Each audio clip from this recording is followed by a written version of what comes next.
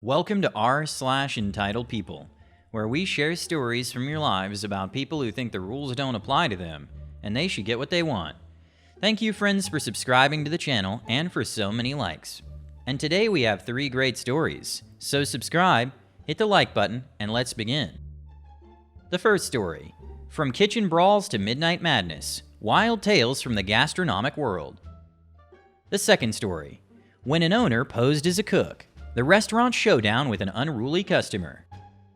The third story, Former Employee Demands Lucrative Contract After Company's Cost-Cutting Measures Backfire. The first story is Tales from My Old Jobs. I've been working in gastronomy for over 6 years now, and had quite a few interesting experiences. A lot of rich people that are looking to party are attracted to where I live. Basically everything here revolves around tourism, so naturally we have a lot of immigrants as well. The eventual language barrier between the staff, plus an annoying boss and drunk customer, can lead to pretty tense situations. I've seen quite a few people snap, and these are some of the best you won't believe what happened stories the staff always told the new employees during lunch. 1. The Russian grill master and the Ukrainian samurai lady. This happened at a restaurant I briefly worked at early in my career. The boss was quite a D. We all knew it but needed the cash. He hired lots of immigrants who barely spoke the language for poor money, and let them work in the kitchen. His reasoning was that they don't have to talk to the customer anyways. One of them was the Russian grill master. We'll call him Dmitry. He stood at over 2 meters and was a GD giant. Let me mention, the boss, I'll refer to him as Gremlin from now on, was quite short. He was only about 165 m. The Ukrainian samurai lady was another one of the candidates for this great job. Her name will be Olga. Gremlin had a bad habit of yelling at the employees even in front of customers. And so did his wife, also a Ukrainian woman I'll call Baba Yaga. Boy, she had a temper. Gremlin took care of supervising us from the service staff while Baba Yaga unleashed her fury upon the kitchen staff. Every day you'd get yelled at by these two psychos. Most people quit during the first few months, including myself and another guy who started there with me. One day there was an argument between Dmitry and Baba Yaga over how some of the meat on the grill should be prepared. You could hear it from the inside of the dining area, so Gremlin noticed the action and decided to join in on the fun. After a lot of arguing, Dmitry finally had enough. He put his hand around Gremlin's throat and lifted him high up. It wasn't easy to keep in the laughter at the sight of his little legs frantically kicking the air. Dmitry didn't hurt him though, and quit his job the same afternoon. One day there was an argument between Olga and Baba Yaga over how some of the food in the kitchen should be prepared. As always, you could hear it all the way from the inside of the dining area, so Gremlin decided to go see what's up. Notice a pattern? Just like Dmitry, Olga eventually snapped. But unlike the Russian giant, she's armed with her trusty kitchen knife. I was working inside the dining area. The restaurant has a huge glass wall facing the street, and around the corner is the backdoor exit from the kitchen.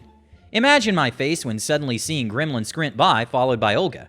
It does make me feel sorry about Gremlin when I think about it. His wife sets all these fires and he always ends up getting burned. 2. Alcohol and arguing with the wife, a classic. These events took place a good while after I quit the previously mentioned job. By now, I was managing a bar inside a 5-star hotel. This means talking to and taking care of customers, supervising that everything runs smoothly and lend a hand should it be necessary. We had a total of 160 tables and 2 stages for shows. It was during one of these shows that a family of 3 appeared. A man in his 40s, his wife and his daughter. At first, it's going well, but as time progresses and he gets more drunk, his family starts feeling increasingly embarrassed. At some point, they're having a loud argument right beside the counter, and his wife and daughter leave back to their room. He's obviously upset and asks me for some tequila. I oblige. He keeps drinking shot after shot, but I've been far more wasted than that and did fine, so I gave him some more. By now, the tequila looks like it really starts kicking in, and I tell him he had enough for the night, but he refuses to leave before having one last vodka and Coke, so I just put some water in there instead and gave him that, free of charge, of course. Not even a few sips into it, he drops the glass. No big deal. I call one of my coworkers to clean it up and tell the customer to go sit down somewhere else in the meantime. He was wearing sandals but ignored my advice and started stumbling around barefoot anyways. I was just baffled that he didn't hurt himself with the amount of times he forgot to put on his shoes. Finally, he decides to go to his room, but he isn't able to walk the long way inside the complex by himself, let alone find it. So the bellboy ends up driving him around on the cart thingy they use to transport the luggage. Half an hour later, the bellboy is back telling me that the wife refuses to let him into the room. Awesome. What now, I ask. In the end, we just brought him into the spa and let him sleep in the massage chair. Must have slept like a baby. Also, I got a nice tip when they checked out. 3. Who let the dogs out? This is the last one of my stories. It's the most recent one and happened 2 years ago. I was backpacking in another country and worked at a hostel as a barista. Part of why I took that job was because we didn't have to pay any rent in exchange for our work.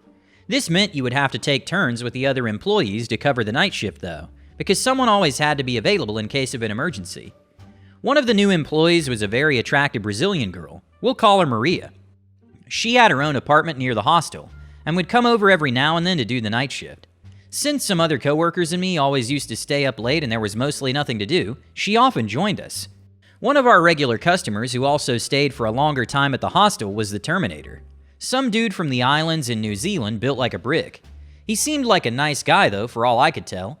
During one night at about 3 a.m., a few minutes after we finished work, me and my roommate are smoking a joint while listening to some music. All of a sudden we hear a single incredibly loud scream. The kind of scream that the antagonist always does in movies. You know what I mean? No emotions in it at all, just pure craziness. It was very unpleasant to hear, and I immediately got up to go tell whoever it was to tone it down. We have other guests that are staying there too after all. But my roommate, a French guy who always had my back, shout out brother, told me to give it a few minutes to see if it stops. I'll call him Alex. It did for about an hour. Then again, this scream that seemed inhuman. By now, Alex also had enough and didn't say a word when I got up. I walked down the stairs to the patio. There was already a confused guest wondering what's going on. Just as I ask him if he knows what all the commotion is about, Terminator shows up. I've been around and have seen some SH, but the look in this guy's eyes is one of the scariest things I've ever seen in my life. This is what I can remember of the conversation. Terminator. Nero 9073. Oh, Nero 9073, I'm so glad I found you. Did you see him? Me. See who? What's going on? Terminator. Just tell me where he went. Me. What are you talking about, man? Where went who? Terminator. I know you've seen him. By now, Alex has arrived and is just as confused as everyone else. Me. Seen who? You need to elaborate a bit if you want me to help you. Terminator puts hands on my shoulders. He just went past here. Where did he go? At this point, I realize that something is wrong. The look in his eyes and the nonsense he was talking made it clear. Maria, who's on night shift duty, also shows up. Me. Listen, man, I have no idea what you're talking about, and to be honest, you're freaking me out. Is everything okay? Terminator. Oh no. He told you, right? Oh no. Me. Calm down, we can sort this out. Just tell me what's going on. Terminator grabbing my shoulders harder and harder. Tell me where he is, I need to know. Alex. Hey man, not cool. Let go of him. Me grabbing his wrist, trying to restrain him a bit. Calm down. I didn't see anyone. Only those of us who were standing here. Terminator takes a look around and sees Maria, who's standing a few meters behind Alex, and goes completely crazy. He yanks his wrists out of my hands and runs straight at her. Luckily, Alex and the other guests manage to step in. Meanwhile, Maria is frozen in shock and just stands there puzzled. Alex and the guest are each holding him by an arm, while he still tries to run at Maria like a zombie. I get behind him and put him in a chokehold. It took 3 grown men to restrain the guy. I told Maria to go and call the cops, then lock herself into a room. Almost half the hostel is awake by now, and his best friend, the guy who was traveling with him, finally was there to help, or better said, tried. He started talking to Terminator, and for a second it actually looked like he was calming down once he saw him, but it was a trick. Once his friend convinced us that he was calm enough for me to not choke him anymore, he pulled himself free and bolted across the hostel looking for Maria. His friend and the rest of us are in hot pursuit, and once he hears the cops, he jumps over a fence onto the street. He didn't get very far. There was probably like half a dozen cop cars, dogs, and even more officers. We all stood there watching the silhouette of him run across the street to the sound of barking, until the dogs caught up to him. He was arrested, still screaming like a lunatic. By the next day, he had already left the hostel. Maria quit her job shortly after and moved somewhere else. I never got to know exactly what it was that made him act that way, but I recall Alex telling me, and I quote, when he looked at Maria, who was standing behind me, it was as if he looked straight through me, like an animal. The second story is, lady yelled at a cook and hostess, but it was actually the owners. So long story short, my business partner and I have owned a restaurant together for 3 years. He runs the BOH, I run the FOH. We both still fill in where needed on busy nights like tonight. I was busy in the FOH when one of my staff came and told me that some lady and my business partner had an issue in the hall, near the bathrooms, but also near the door to the walk-in and dry storage. I immediately went to my business partner and asked what happened. He told me that some lady was standing on her phone on the wrong side of the employees-only door, blocking the walk-in, and he told her that it was an employee-only area and asked her to step outside of the area. She responded with, "Well, aren't you effing rude?" And he responded with, "I'm not trying to be, but this is a restricted area, and I need you to please leave." She then responded with, "I'm not effing doing anything, and you don't have to be an a-hole." Finally, she stepped outside of the area and he continued doing what he was doing. FYI, for all of you people that do not understand how things work in a restaurant, the entire staff was aware of this incident before this lady finished peeing. So beware when you cause a scene. We all know it in record time. I asked who she was, and as she was exiting the bathroom and working her way to the hostess stand, he pointed her out. I decided I needed to seat her and confront her about her blatant disrespect of the cook. I went up and she said, "Two?" I said, "Okay. Hey, did you happen to have an issue with one of my cooks?" Her jaw dropped and she just said, "Seriously?" I said yes and proceeded to explain his version of the story, and she denied everything. She claimed that cook was rude to me. I wasn't even in that area, he was looking for a fight. Blah, blah, blah. I just said, "Okay, well that cook is actually the owner, and I can promise you he wouldn't be rude to a customer for absolutely no reason." She then proceeds to say, "Well then why is he sending a hostess to talk to me? He should apologize to me himself." I pause and say, "Well ma'am, I'm the other owner and I'm trying to get the entire story." She then says, "You're all attacking me. I'm taking my business elsewhere." I could just feel her "I've been busted" guilt.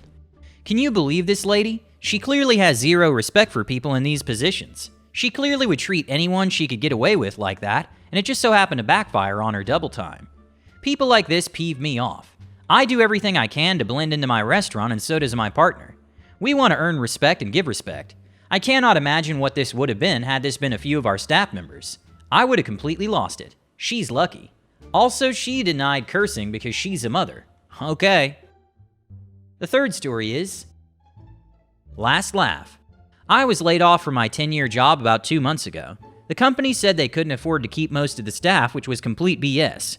I found out that they were really only trying to increase profits and had hired a consultant who told them that they could make things work with only 50% of their staff, and my department was on the chopping block.